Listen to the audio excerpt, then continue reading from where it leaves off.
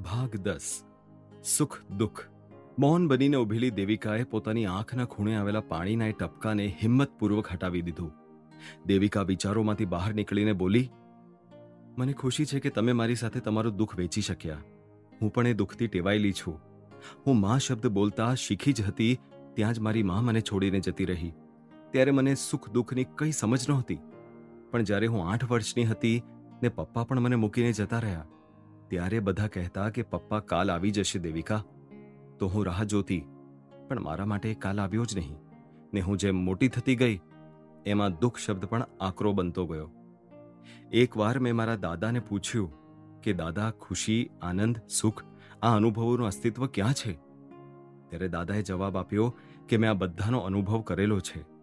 મારા મતે જ્યારે કોઈ મદદ માટે હાથ લંબાવે ને આપણે એમની મદદ કરીએ ત્યારે આપણે અલગ જ ખુશીનો અનુભવ થાય છે.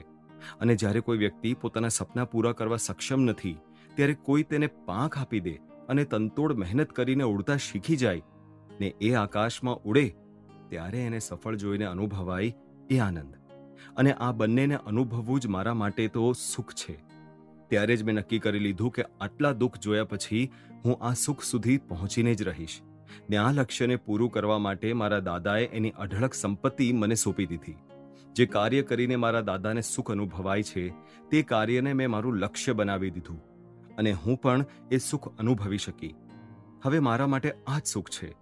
હું સારી રીતે જાણું છું અને સમજું છું તારા સપનાઓને અને તારા લક્ષ્યને, અને હું વચન આપું છું કે તારા લક્ષ્ય અને સપનાઓને પૂરા કરવા હું અને શિવ હંમેશા તારો સાથ આપીશું. દાદાએ વચન આપતા કહ્યું, દાદા, તમે કહો છો એ સાચું, પણ આ સંસ્થા જ મારું જીવન છે.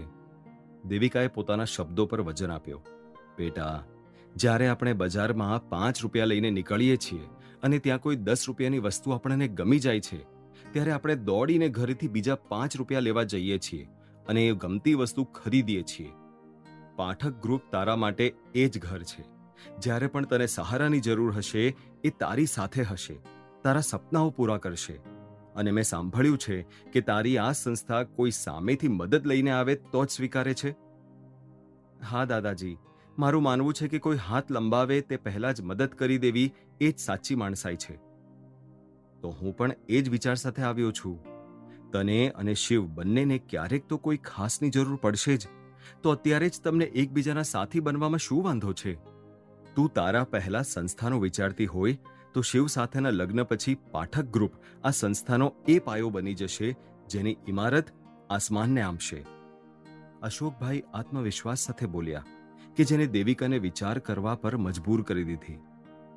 મેં જે કંઈ પણ કહ્યું તેને તને વિચારતી કરી મૂકી. મતલબ મેં જે કહ્યું તેના પર વિશ્વાસ છે તને, અને સાચું માન તો દેવિકા, આ વિશ્વાસ હું ક્યારેય નહીં તૂટવા દઉં. અશોકભાઈએ કહ્યું ને દેવિકા વિચારોમાંથી બહાર નીકળી.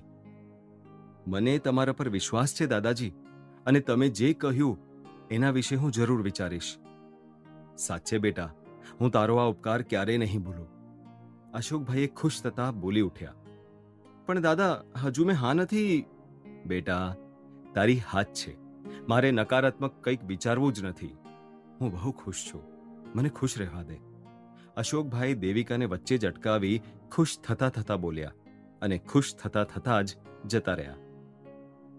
દાદા, તમારા સ્વાસ્થ્ય માટે ખુશ રહેવું વધારે જરૂરી છે. દેવિકા શ્વાસ છોડતા બોલી. અચાનક ગંભીર બની ગઈ. ઘણા પ્રશ્નો એને ઘેરી વળ્યા. પોતાનું લક્ષ્ય, સપનાઓ, સંસ્થાનું ભવિષ્ય, શિવનું ભૂતકાળ, તેની સફળતાની સફર, એ સફળતા પાછળનો પરિશ્રમ, બધું જ દેવિકાની ચારે તરફ ફરી રહ્યું. ઉફ, રિલેક્સ! દેવિકાએ સામાન્ય કરતા ઊંચા અવાજમાં રાડ નાખીને દિવાલ પર લગાવેલી તેના દાદાની મોટી તસવીર સામે ઊભી રહી ગઈ.